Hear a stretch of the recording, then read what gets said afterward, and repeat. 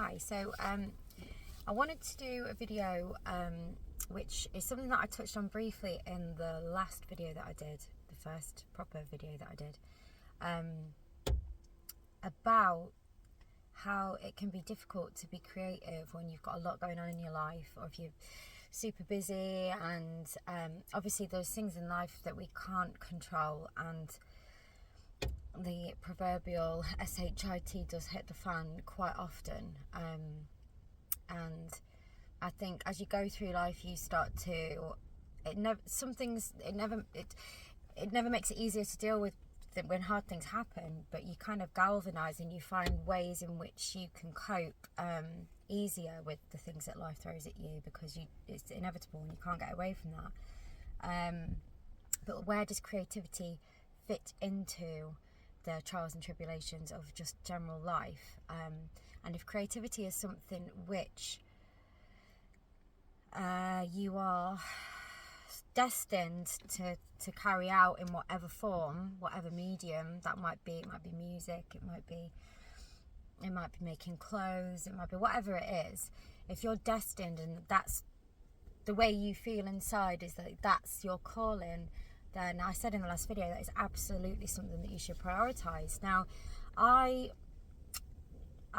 know that I've wanted to do creative stuff, and that is my purpose here, and I've tried so many different avenues of being creative, and will continue doing that for the rest of my life. But right now the ones that I'm doing, I'm trying to fit into a very busy life.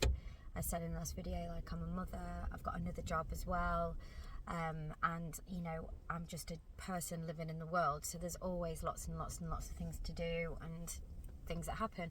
So I wanted to talk about how I attempt to and try to fit in creativity into that kind of into my life, and up for conversation in regards to how other people do it as well, or if they're struggling, and how they might be able to initiate more creativity into a busy life. And firstly, I need to say, like, I subscribe to the opinion that creativity is like a download, like we have an antenna out. I watched a really cool interview with Mate Boy from The Lars, the lead singer, and he had a really good analogy that it's like you've got like a net out in the cosmos, and you catch an idea, or it's like a download. I absolutely feel it's like something that comes through me. I have quite a spiritual understanding and belief of creativity, because that's personally how it comes through me. I can see what I need to create, and I can feel it first and foremost as well, which is another point to make is how we're quite divorced from our intuition nowadays in many ways, and that's a whole different video that I could do about intuition and what I think about that. But intuition is, I watched a video and this woman said that intuition, how do you know that intuition is different from fantasy? So you might just be making something up in your head randomly, but intuition doesn't feel comfortable. Intuition feels uncomfortable sometimes, and I actually get quite restless, and it's quite an uncomfortable feeling when I feel like I've got a creative idea that I need to carry out, because sometimes I feel like there's too much of it to do all at once, and my brain gets really flooded with ideas. And again, if you've got a busy life, it can be hard to initiate that and distribute those ideas appropriately. And Alan Watts says, you know, you have to be in the state of play to be creative. And a lot of the time in life, you're not in the state of play. We don't live in a tribal world anymore, where we've got time to sit and look and just be. So I would say that if you are struggling to initiate your creative ideas, then absolutely try and feel your intuition and give it time and space.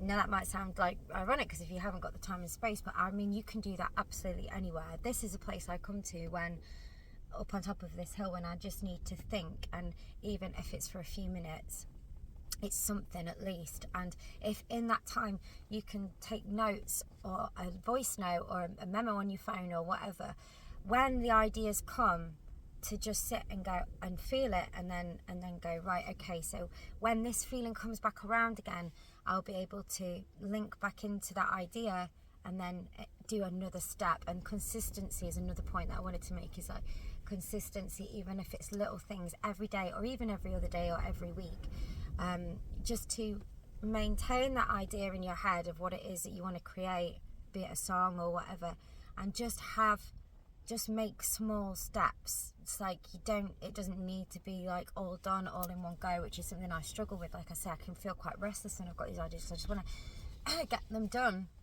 But it's without a doubt consistency and not giving up on the idea. And actually I think that if you are persistent and consistent within the idea, then the universe is going to put paving stones in front of you, because you are attempting, and the universe loves a trier as far as I'm concerned. And if you have that goal in mind, no matter how busy your life is, and if you're taking these tiny little steps incrementally, then in time the idea will materialize and you will be able to do it in some form. Now, this might sound like some kind of hippy-dippy idealistic idea to some people, but I actually do think that that's how it's worked for me. So yeah, like consistency, persistence, and if, like I say, intuition is just such a huge point to make in all of this, because your intuition will guide you. Joseph Campbell, who's an amazing person to listen to, there's not a lot of his stuff on YouTube anymore, but I've got his whole lectures. He was a lecturer at New York University. I haven't got much longer left on my video, but he talked about following your bliss, and I just think that can't be better succinctly put about following your bliss. And if you know what it is, and if you're feeling resistance in other areas of your life, that your bliss should be like a sanctuary, and it should be something that's nurtured and looked after. Like I say, even if it's a few minutes every day. I don't really know what my 10 steps ahead looks like, but I do know what the step in front of me looks like. And you know what, even if the goal is never materialised and I never reach what I set out to make, it'll probably be something else. You have to sort of relinquish. You have to sort of relinquish and just sort of put those little steps in the amount of participation that you can have in the grand scheme of where creativity comes from and what it's trying to tell you to make. If you put in that small amount of participation, then inevitably you're going to go down the right route, and whatever the outcome will be what it's meant to be. Again, like, I'm up for conversation on this, and I'm sure a lot of people would disagree or perhaps don't find that that's the same for them, but this is from my point of view and what I've found personally. I'm sure there's other things that I've thought about today which are sort of good in regards to thinking about how to fit creativity into a busy life, but I think they're like the big dogs, like the things that I've mentioned. So yeah, that's just something that I wanted to mention today, because it was there was a few comments on the last video, and it was something that I touched on briefly, so I just wanted to do a little bit more of a in-depth video about that. But I hope everybody is well, and thank you for subscribing to my YouTube and following on my Instagram as well. I really appreciate it. So yeah, I'll put up another video at some point, because this has got quite a bit to do with a new project that I'm working on as well. So I look forward to talking to you then. Bye. I've just pulled up at home, and as I was driving home, there was some extra points that I wanted to make on the video that I've just done. And it was making me laugh really, because I was sort of thinking of the things that feel like they're putting up some resistance to your creativity in your life. Could be like your hardships could be some of the most creative things that are happening in your life, and alchemized properly, you could make some of the best work out of that. And I don't mean work in the sense of like making money, I just mean in terms of like materializing your creative goals.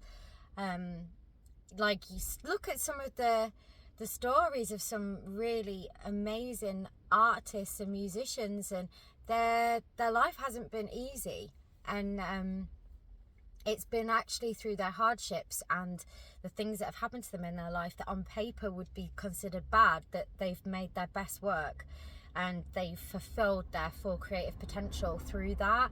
And that's the irony of this, like, duality of this world. Like, it's we kind of need that resistance, we kind of need that like drag to force us forward. And I just think that that's really important to notice, that you have to be living life whatever that looks like. The inspiration is everywhere, and it's like permeable through our skin. So, like, you know, just driving through the town then, like, anything is inspiration, and anything is can be like, you can harness something from it. So when we're talking about a busy lifestyle, the busyness and the chaos and the sort of like fraught energy that might bring to your life might actually be something which in time will manifest through your art and give it that potency that it needs, or that it wants. And another thing I was thinking is it's really important to strike while the iron's hot. So I kind of maybe mentioned that a little bit in regards to, like, when you have that download, you have that feeling, that intuition is burning, it's like, oh my god, yeah, that's the state when you need to be making those little moves. Make those moves, then write it down, put it in your phone, anything like that. Like, I've just got notes everywhere, like in my phone, scribbled all over, post-it notes and things. And even if they don't get used, get it down. That's what I think, because it's coming through for a reason, and it needs to be put in, it needs to materialize, it needs to come into fruition. So that's just what I wanted to add, because I think that just experiencing life is your, like, as corny as it sounds, life is your art. Like, the way you live, everything about it is your art. So your creative medium might be difficult to wedge into your busy life, but actually the way you go about your life and the way in which you alchemize certain situations that might not seem creative is creative, and it needs to be honored in a way. I mean, I know there's absolutely horrendous stuff that happens in the world, and it's very easy for me to sit here and say that, but obviously there are exceptions to the rule. Some things you don't like, that you can't make art out of some horrible things, but actually it can be this lady's just on. It can be alchemized somehow, and it might not be very obvious what it is at the time, but in time you can alchemize it and create into something beautiful or not beautiful. You know, there's some the whole sort of ethos of my brand, Art Is a Gun, was the fact that art is so powerful, and it just doesn't necessarily have to be comfortable, and sometimes the most amazing art is not comfortable. I'll go into a whole different video about what Art Is a Gun means, because again, I've been writing notes like a mad woman about that, and how I want to explain. It's quite difficult when you come up with something like that, then to try verbalise it or explain it when it just makes sense naturally. But I will do a video about that. But yeah, I just wanted to add those points in, and I'm sure there will be something else that occurs to me in the next 5 minutes, and I go, oh my god, I need to say that as well. But if I do, then I'll do another little video about it. But for now, I think that's everything, and yeah, just keep fighting the good fight in the name of creativity.